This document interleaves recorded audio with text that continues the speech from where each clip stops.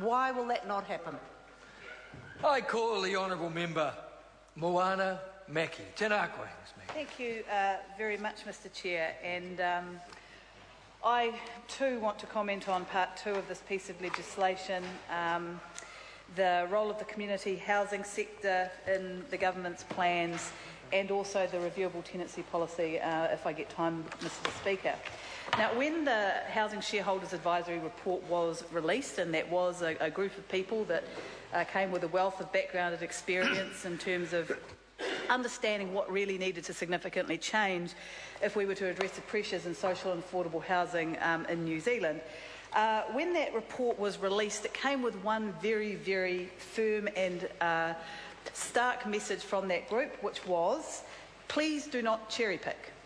Please do not just take a few bits of this report that you think you can implement and ignore the rest of it. It is a whole package.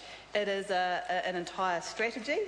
And if you are going to take this issue seriously, then it's not okay to just pick the bits that you like and ignore the bits that you don't like. But unfortunately, what we have seen from this government since that report was released was very much cherry-picking of some of the elements of the report that they agreed with and ignoring the rest of it.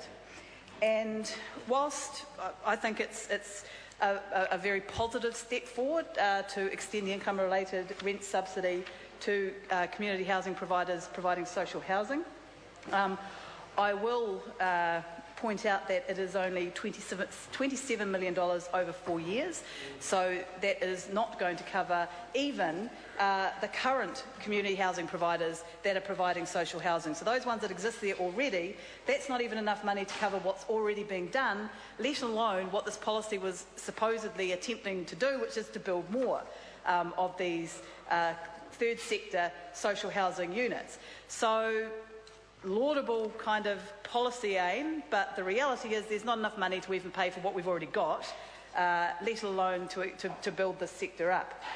And the second thing I'd say about it is I think it puts the community housing sector in a really invidious position, and it's really, really actually very unfair. Which is, and I come back to my cherry-picking comments, that one, if you go and talk to any of the community housing sector organisations, particularly those involved in social housing, they will give you one very strong message, that they are absolutely 100% committed to security of tenure. Absolutely 100% committed to providing this kind of security that often we take for granted, that when you own your own home, and you know that you are going to have that tenancy for as long as you choose to have it, you know, barring any great disaster happening.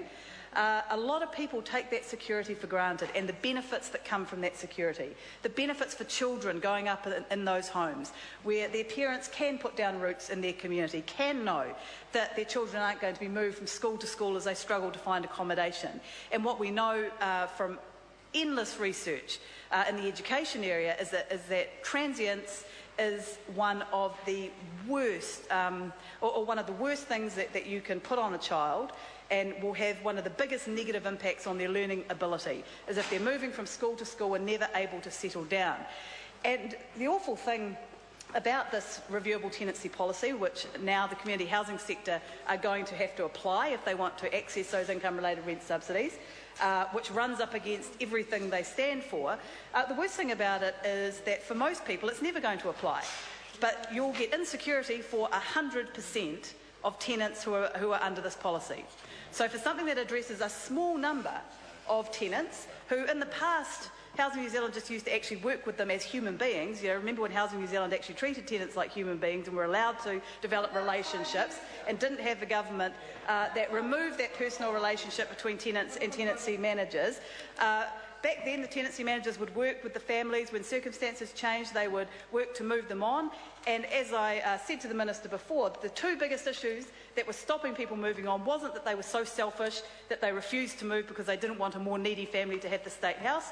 It was one, that they had nowhere to move to, and secondly, that they couldn't afford the costs of moving, the bond, the rent in advance, the letting fee, and the actual costs of moving.